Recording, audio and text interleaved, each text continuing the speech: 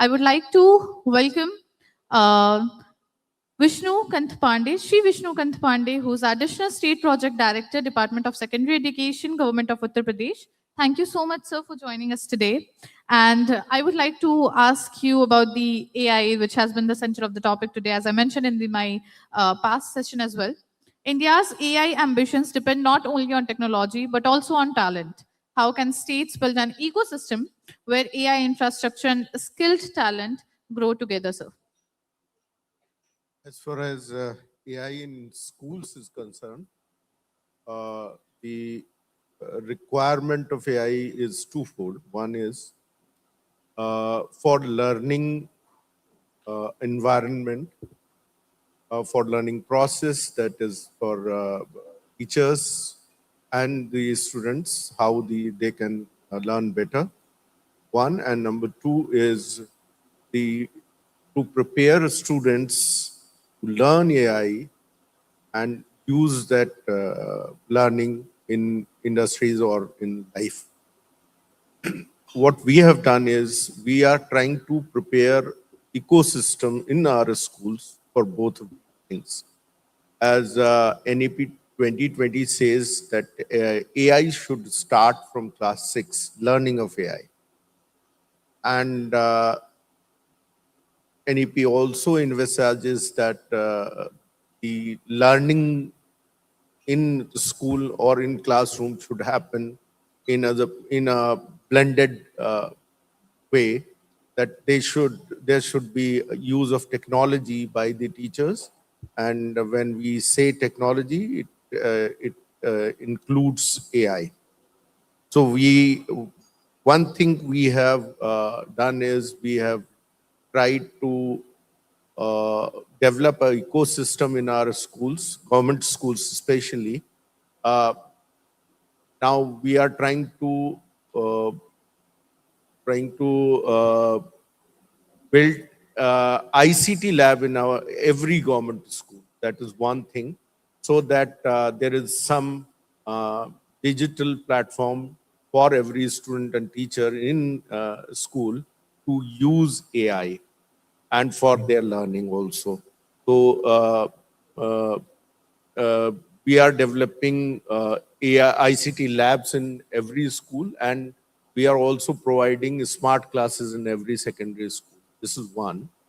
And we have trained all teachers, at least one teacher from every school, how to use these smart classes in ICT lab.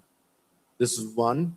And we have adopted the NCERT curriculum, and NCERT is introducing AI from class 6 onwards. So we are getting ready to introduce AI from class 6 in our schools. Thank you. So while we move forward to where we see that AI is running most of our work in coming 10 years, having a foundation of students who will be future leaders, being well versed in AI language is also important, and that's what Department of Secondary Education, Government of Uttar Pradesh has been doing, sir. So kudos. Moving forward, I would also like to welcome Kumar Vineet, sir, Special Secretary of Youth and Family Welfare Department, Government of Uttar Pradesh. Two dynamic departments sitting together discussing about AI. So my question to you, we all know that AI is reshaping every industry. How should skilling programs evolve in order to prepare youth for jobs that are changing faster than ever before? See, artificial intelligence has been used very often as a misnomer also, because it is ultimately the man behind the machine that is more important. Artificial intelligence always comes with machine learning, so long as we don't have the AGI actually deployed in a big way. So yes, the nature of the job will change. The type of the person who is going to sit up behind the AI is going to change. But ultimately, the machine learning that is going to happen, the LLMs that are going to build up across for any artificial intelligence to build up, that is more important. So if I would say we have seen this in our lives once when Y2K came, and that was also like everything is going to shut down and we are going back in 1900 and things like whatnot. But then we evolved, we developed, and we adapted to it. Artificial intelligence is always a helping tool for us. It is what should I say? The way it is deployed that is more important rather than something that is going to take over. 5 or 6 or 7 years down the line, how generic intelligence develops is yet to be seen. Completely agree, sir. It's a helping tool, and it does matter how we deploy it. Moving forward, Vishnu, sir, AI literacy is becoming as important as digital literacy, as you said in your answer before as well. So, at what stage should students begin learning about AI and computational thinking? As I said, NEP says from class 6 onwards, AI should be included. Uh, but introducing AI as a subject is one thing, and introducing AI as in learning process is another thing. So we are trying to do both, and from class 6 onwards, we are trying to introduce the AI learning. Smart classes and everything since class 6. So amazing. Now, as we are playing fireside chat, I would move forward to Kumar Vineet. So, young people today aspire to become innovators as much as professionals. How can government programs and what are the programs which are ongoing right now that you want to give a glimpse to the audience better support this shift in aspirations? You mean to say how government is supporting the entire paraphernalia of the system? Yes, sir. Okay. See, government is facilitator of services, facilitator of things, and we actually don't do the work. We actually get the things done. So, as a facilitator, it is terms of there are four major aspects of it. First is education. Second is affordability or access to the information. Third is the usage and reach to the government sector. And finally, it is the ease of doing business with the citizen that is the most important thing to do. Now, if we talk about education, it's right from primary education to secondary to higher education, it is there. If we talk about the ease of doing business or what actually is going to happen once, because generally what we do is we introduce a chatbot and we say that AI has been implemented. That is not what AI is all about. We deploy some analytics and we say that, okay, we have implemented AI. Again, it is not AI. Ultimately, it is if things get really helpful to the citizen, number one, and number two, it is something that is going to help to the organization that is more important. So how government is adapting to it? Well, government is one of the most, what should I say, लगता तो नहीं है, लेकिन very, it is very flexible sort of a thing. बहुत जल्दी और बहुत ease out adaptation होता है सरकार में. Yes, sir. अगर आप देखें तो टाइपराइटर से कंप्यूटर पे adaptation was one of the seamless adaptation ever had, and I would say the government is more public than the public sector itself. At times decision makings हमारे यहाँ आपसे भी ज्यादा तेज होते हैं. ये बात अलग, जब हमें decision नहीं करना होता है तो फिर हम नहीं भी करते हैं. So these are things that happen, and be assured of that the pace at which the society functions, ultimately government or governance is a part of that system. So that will also function at the same pace, at the same speed, and unless and until the government infrastructure supports it, it is not going to happen. That is true. But they are definitely adapting to it, taking things from it, learning very fast, and you must definitely be in a position to see that in few years to come, even Indian government or our own civil society is definitely going to be on a different plethora. Thank you. Great points made, sir, and clarity as well. So, how can while we were talking about AI, we were talking about how students are learning the use of AI, or how we are gaining skills. But what are the ways that technology can help bridge learning gaps while ensuring equitable access to quality education and also reaching till last mile? See, school is a place where not only learning happens, many things, even a grooming of a child is happening. And AI can be used for everything, right from taking attendance of the student to the monitoring of the learning level, to the monitoring of the difficulties in learning of a child. everything can be tracked. Even the performance of teacher can be tracked through AIs. There are various tools which can be adopted. Right now, we have partnered with the various organizations which are helping us in learning. They have introduced the AI in learning. One is Khan Academy. There is Khan Migo chatbot, uh, which is AI for learning and which helps a student in learning of science and maths. So this is one. Then assessment is one area where AI can be used.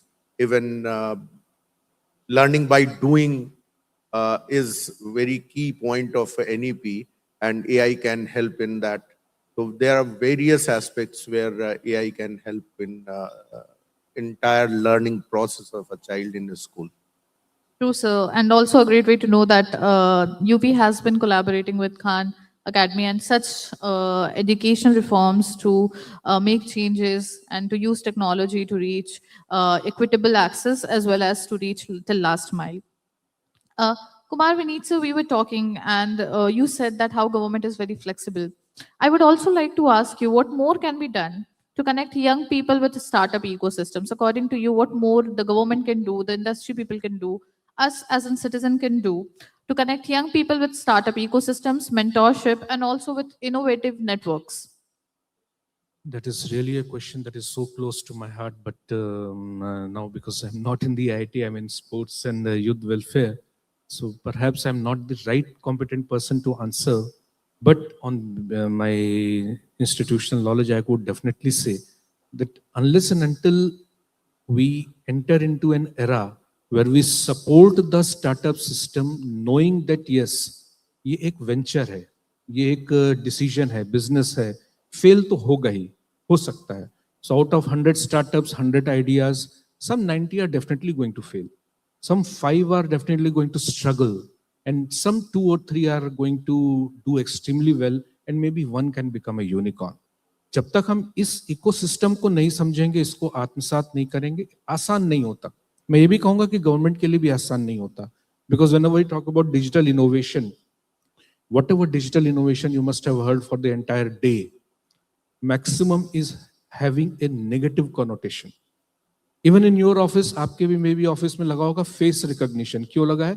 Time से आए कि नहीं आए, attendance हुई कि नहीं हुई, mid day meal आप लगाते होंगे, मिड डे मील कितना लिया, how much. So our entire concept is based upon A negative what should I say, thought process. This has to be constructive. A software, a startup is bound, because some startup is coming from a 20-year-old kid or a 30-year-old person, and they have an idea. That idea has to be nurtured, and that idea can only precipitate. America में देखिए, bank में गए, हमने idea cell किया, हमें loan मिला, हमने उसको इम्प्लीमेंट किया, फेल हुआ, फिर हम बैंक में गए कि यार हमारा आइडिया फेल हो गया, बैंक ने कहा कोई बात नहीं, दूसरा लोन ले लो.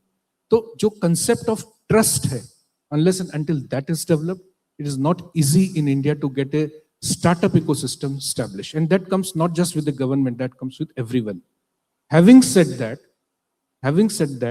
Uttar Pradesh government has already come up with a very strong startup ecosystem to support the new startups. And let us see if that evolves beautifully. Thank you. True, sir. Agreed. We were having a similar kind of conversation in the previous session while I was having discussing about the startup ecosystem in Punjab, and that was his take as well. That the success rate when it comes to any innovator who wants to innovate, who wants to start their startup, is very low. And somewhere the motivation that we need to push to grow the startup ecosystem in throughout India, we need to reform some changes, we need to make some changes. That was his take as well, sir, and I completely agree with you. Now that the time's up, I have always enjoyed ending my panel discussion with a hypothetical question. So, if Uttar Pradesh aims to become India's AI talent capital, which we can say and we all know that it will be very soon, what should be its top priority over the next 5 years? I would request sir to take this question first.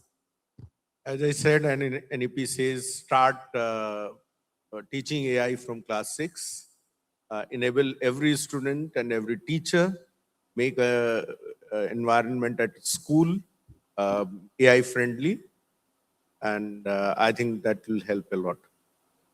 Great, sir.